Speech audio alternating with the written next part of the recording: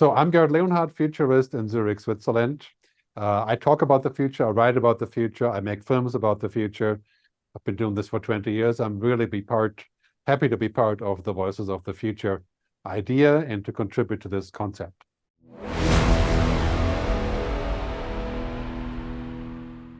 It's a genuine privilege and absolute honor to have Gerd Leonhard joining us from Switzerland. And he's a futurist, is somebody who I've admired for many, many years, the work and the quality and the authenticity and the honesty that I get. And my view of futurism has been influenced by him in not only in terms of technology, but also in terms of humanity. That is who he is to us, and he's helping us to change the world and make a difference. Gerd, welcome from Switzerland. Thank you. That's very kind of you. We've created this platform called Voices of the Future, and you are indeed one of the true voices that I find who can genuinely impact the future. Tell us a little bit in the next couple of minutes or so about your story in becoming the futurist that you are today. What are the dots that got connected to build yourself into where you are today? Yeah, I think that understanding the future is much more of a creative imagination process than it is a science, at least for me. I think there's a lot of science involved. I wish I knew more about it, but I'm not a scientist. But I think it is really something about having intuition, imagination, understanding of where things are going and creating something from that. For me, it was always true that I was very interested in what was next. And as a musician and producer, which is how I got started, yeah. I was very much into next generation things, technology with music and doing new things, inventing new things. And then I got into the internet business. I realized I was very good at kind of seeing what's next. I wasn't so good at building a company around it, right. Because there was lots of practical things I didn't really enjoy doing. But so I realized very early that I was better at seeing what's coming than to take advantage of it and building something around it, Mm-hmm. So, for example, I built something like Spotify in 1999. And it was before the iPhone was very useless, nothing could work, and the labels weren't supporting it and so on. And so I realized early I was good at seeing that and then describing it, because that's how I raised money for, funding the company. And then I wrote a book called The Future of Music in 2004, which pretty much describes the contemporary music business. And it wasn't hard to see, but I put it in a nutshell, and that book became a bestseller. And from there, people started calling me a futurist. Right. And I had no idea what that was, but it sounded interesting. And so I got involved, And I would say I'm kind of an unusual futurist in that I'm not so much technology driven in terms of all the things that are possible, yeah. But I'm more driven from the humanities side to say, what do we want and what will make a collectively good world, not what's going to, get us to have flying cars or, so that's kind of my motivation. And my motto has become over the years, people, planet, purpose, prosperity. That's kind of my mantra. And so I try to shape my work in that direction. And recently, the whole topic of the good future, especially as impacted by AI and technology. And on your 4 Ps there, perhaps we can add the 5th P as peace.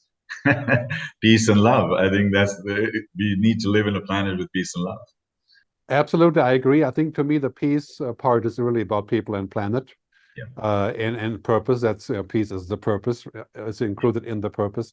And right. I think one thing that has happened in the last couple of years is that the doing work around the future and what I call the good future has become highly political and policy driven. Because no matter what we do in technology, we end up very quickly with ethical and value questions and questions of design, questions of the goal, the purpose, consciousness, human agency, and those are all very social political topics that are not easily kept into a single domain. So moving forward, in terms of your beautiful movie that you've recently released, do look up, and I watched it almost 3 times and enjoyed it, understood it, absorbed it. What was your thought process behind it? What ignited that whole emotion inside you to write such an emotional documentary? Well, for me, the filmmaking has been very much part of my work to develop my themes and to improve them and to pronounce them better and to find a way to describe them. You know, these days people are very much into looking at things rather than reading, white paper or things like that. They like to look at things, and I think my films, I've made 6 films so far. One called The Good Future, the other one is Exponential Change, and many others. And they really hit home. If you've got 5, 10, or even 20 minutes to watch stuff, you're thinking about it. You're reaching people in different ways. Yeah. And it's nice to be in a visual medium, which I try to do in my keynotes as well. So as a result of my filmmaking, my keynotes have become cinematic. Yes. So using large screen backgrounds, using really powerful immersive things. And I think that the visual experience is so crucial because humans are moved by experiences. Yes. So I like data and charts and illustrations, but generally speaking, the left brain kind of like, here are the numbers, and then come to a conclusion doesn't really work for most people. So I found that this is a really great approach, is to make films and to bring the point home, and also to review it all the time gives you a chance to review your arguments and to shape up your story and to improve the way that you're doing things. So that's been very good, and also a really great learning curve. And I do it, of course, to get the topics home, to help with the speaking gigs, but that's a secondary thought. It's really sort of the public intellectual part of what I'm doing is the filmmaking. Yeah. This summer, I watched 3 movies. Obviously, Mission Impossible on the same theme, AI going rogue. Then I watched The Art of Stone with Gerd Leonhard. That was also, and interestingly enough, the entity and the machine was called the Heart. It wasn't the heart at all, but it was called the Heart, which is quite an interesting comment. And the third one is a movie called Stealth, which is a stealth bomber that learned all the bad habits from the renegade pilots who were brilliant, but they had a conscience. And Hollywood is jumping on it, and once they do it, it is inevitable that it follows. I know they're always precursors to what's going on. And then I watched your movie, and the dots started connecting. Is this becoming that prevalent in our cache memory, in our current thinking? And if not, what do we need to do to get people, CEOs, homes, students into this zone of understanding the issues around AI, but more importantly around AGI? Yes, well, basically what's been happening is that we have a very negative story about the future that is partly emanating from Hollywood and Netflix and Bollywood and Nollywood as well in Nigeria. And it's the same story. It's like, of course, we know that action and disaster and fear, it sells, right? I mean, Black Mirror is not a hopeful scenario, and neither is Transcendence or Ex Machina or it's action, it's Hollywood, it's made up, right? But it has shaped people's opinion about the future, that everything you watch about the future is negative and dystopian, and we all die. And then there's a few other more thoughtful films like Her, with Joaquin Phoenix and Scarlett Johansson. That is a great movie. And then there's other ones, the original ones that got me inspired to be a futurist was Blade Runner, even though it's also very dystopian, very dark. But really, the everything you watch that comes from any media organization that is more mainstream is going to be negative about the future. Social media has glommed onto the negative parts of the future because negative things spread about 6 to 10 times as fast. And as a result, most people think the future will be terrible. And nothing is further from the truth. It's just our perception is so warped that we don't stand a chance to think positively. Yeah. So I always say we have to rebrand the future. And I've been doing that with my producer, Chris Nolan, not the famous Chris Nolan, Chris Sean Nolan. Happens to have the same name than the Oppenheimer guy. But anyway, he's also a pretty famous guy, and he's won several Emmys and so on. And he's helped me shape this message to have a positive narrative on the future. That's just so important. So I sometimes compare it to the New York campaign, when they rebranded New York to say, I love New York. they started this whole campaign where everybody hated New York. Nobody wanted to go there. And now it's different, right? So we have to think of the future as positive. And this is also very important for younger people. We have to definitely need a new scenario that says, okay, there's many great things that we can do here and that we are doing, and the future is better than we think. Indeed, you're preaching to the converted, but we need to convert many, many people out there, Gerd, people like you and I. Well, I think we have to do it with the filmmaking and the keynotes and the scenarios of saying, okay, we're not naive, we're not pie in the sky believers of eternal peace and so on and so on. These things are all interesting, but this is really about saying, which way are we looking? Are we looking down this pipeline where everything is going wrong, especially now?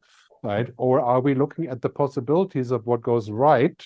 As Kevin Kelly says, we should be optimists not because we have less problems, but because we have more capacity to solve them. We can actually look at the flip side of this and say, all the capacity we have is all here. Just what we need now is collaboration and the will and the purpose to actually do it. Yeah. Indeed. One of the things I talk a lot about is Bretton Woods conference and all the IMF and World Bank, United Nations, that was created 80, 90 years ago for a problem 80, 90 years ago. They're not ready for the world as we see today. And I had this conversation even with Jerome Glenn and others. What is mission control for us today? How can we write a manifesto that will give us the guardrails for AI? And what do we need to do? I mean, I think you're ringing the bell with movie. What do we need to do right now to create that manifesto? Perhaps use this platform also to support that cause. I think we need to start a global movement of the good future, kind of an uprising, a little bit like what helped Gandhi become, make India independent. It wasn't really his intention from the beginning, but all of a sudden there was this movement that grew from 2 or 3% to 20, 30, 50, boom, it's here, right? We need to start a movement that says, we can totally do this. And the good future isn't going to come from business, right? I mean, business is going to come in when they are ready, when it's happening. Business, the lead of business is very difficult. This is what the World Economic Forum is struggling with. Because their primary mission is the opposite, is to make a monetarizing future.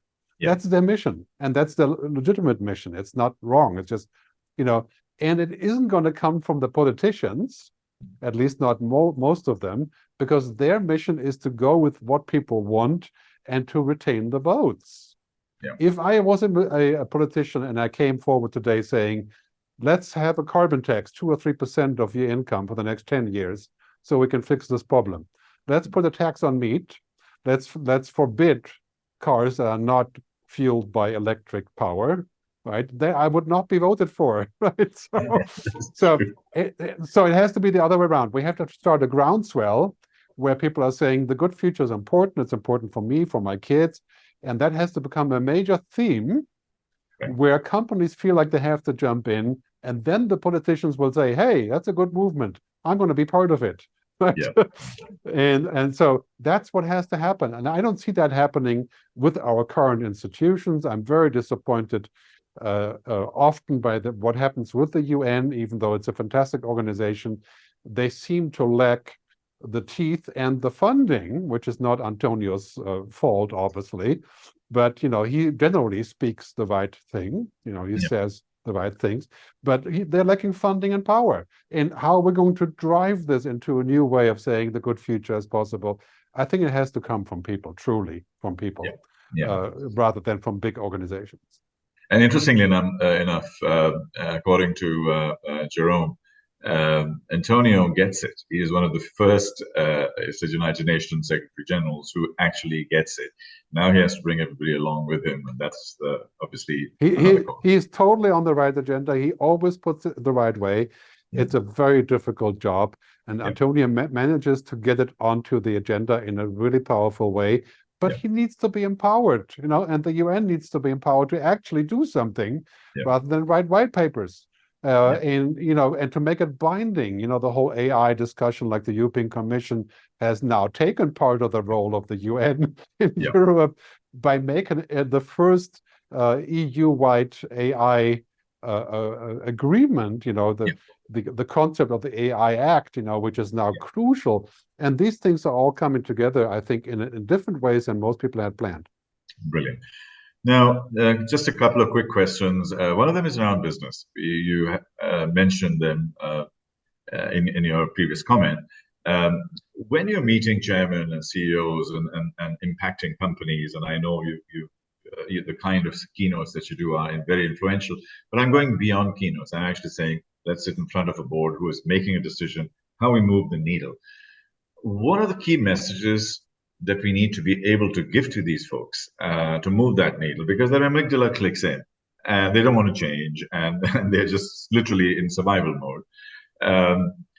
What is your advice to them and to people around us who will be watching this to sort of say, folks, these are the top 2 or 3 things you need to do, and do it now or else? Yeah, there are different paths to that. I think that depends on who you are and what you prefer. Generally, I don't try to convince people by having scientific, logical arguments. I always say if you torture data long enough, it will confess to anything. And that is just so true. So you can't really win that argument, right? I look at myself as being more of a therapist. So here's a guy that you're going to speak to who will point out a few painful things and also hopeful things and set you off in the right direction, and also sometimes say things that you've always known were true but didn't want to talk about. Right? And they remind you of what is already in your mind, but you don't want to look at it. Or that gets you off to a fresh start. It's kind of like when you go into therapy with your husband or your wife, where you're sitting down, the therapist will not say, well, let's do this, right?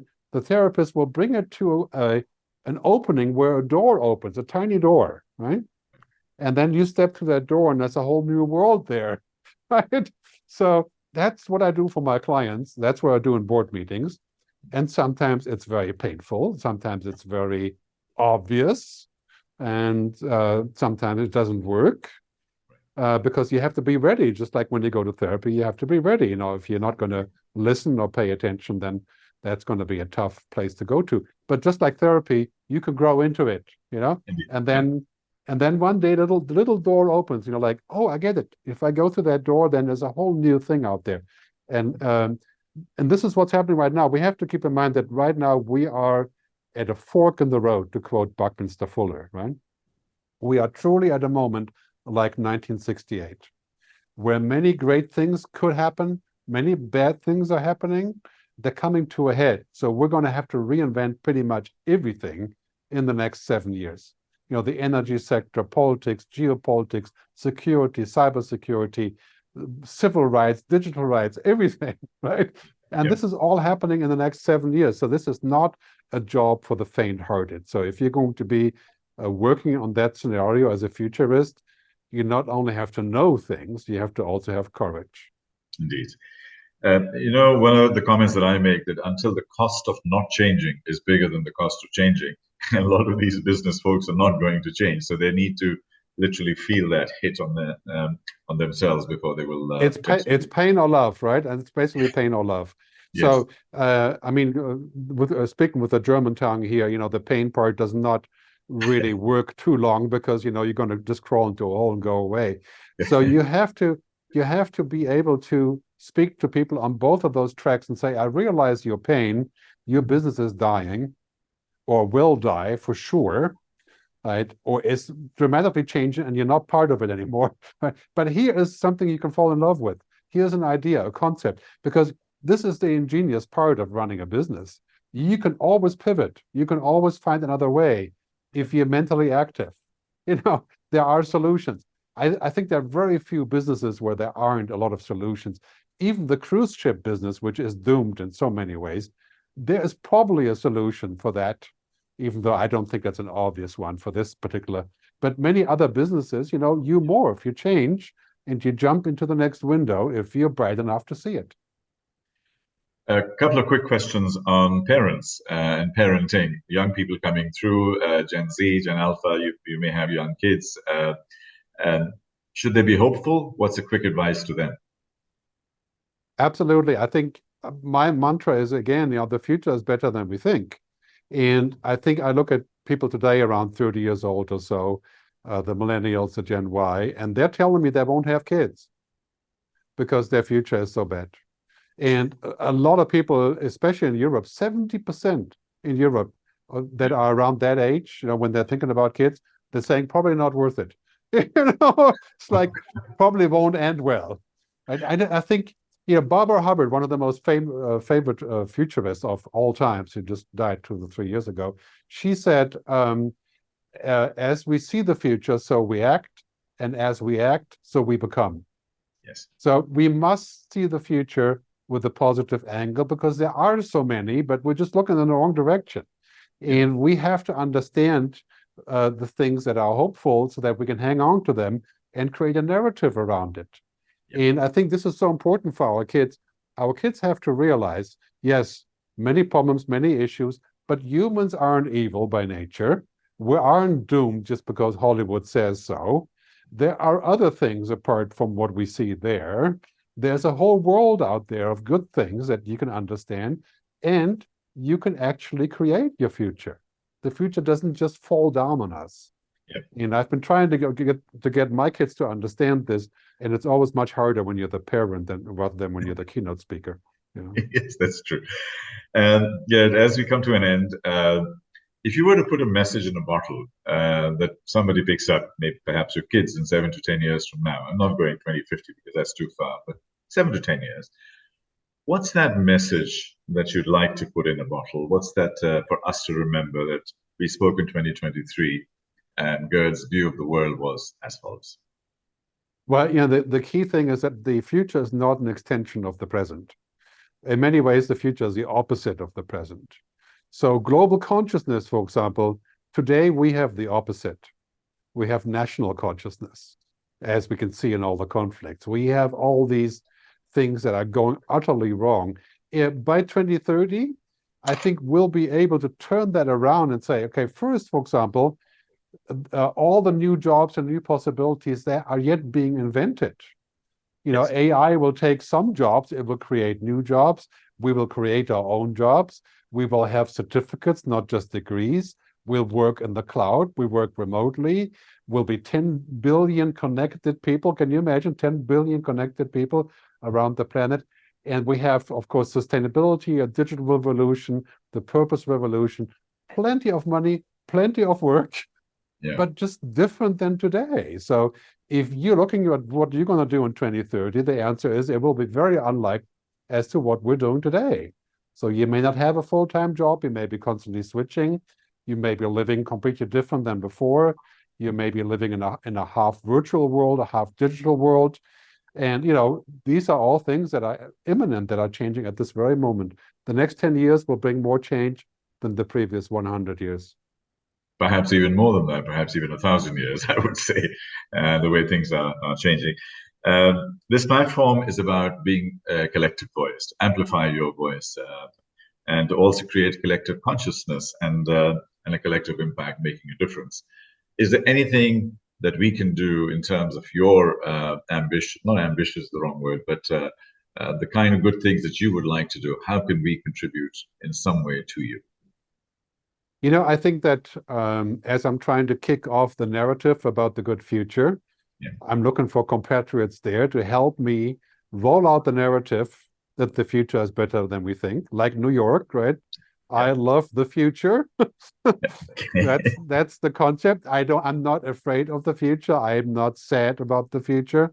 I think I'm excited about the future. I would love to have people contribute to that conversation and to fund a global campaign of the good future, and also to describe what the good future is, because believe it or not, most people would agree on what good is on a bottom level, like the Maslow pyramid kind of thing.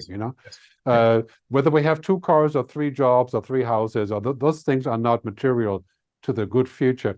They're really about defining the bottom level of what is good. And I think if we can get to that point, we can start an agenda and say, are you with the Good Future agenda or you're not? Because if you're not, I won't be your customer. And things like that. Yeah. Absolutely. Now, we are entirely with the Good Future concept. We'll support in any way again. Anything I may have missed that you'd like to mention as a message, as a parting message? Yeah, maybe one more thing is I think we should not go into the future with fear. Fear is a driver of some action sometimes, but usually of depression. And when we have too much fear around us, we tend to not take a lot of action because we want to protect. Yeah. Or, vote for people who bring back the past, right? I mean, this is happening everywhere now. Yeah. And so we have to fight fear by saying, let's not consume too many fearful things. You are what you eat, right? You are what you read. You are what you watch. I just unsubscribed from Netflix for that very reason. I don't want to be polluted with that stuff. It's mostly about fear. Yeah. And so let's look at the future with opportunity and with hope and also with optimism, because optimists make the future and pessimists take the future, right? Or get taken by it. What a wonderful way to come to this to the conclusion of this wonderful podcast. Thank you very much for sharing your stories, your ideas, your thoughts, and together we will work towards the good future. Gerd, a real pleasure, real privilege. Thank you very much indeed. Thank you. Thank you.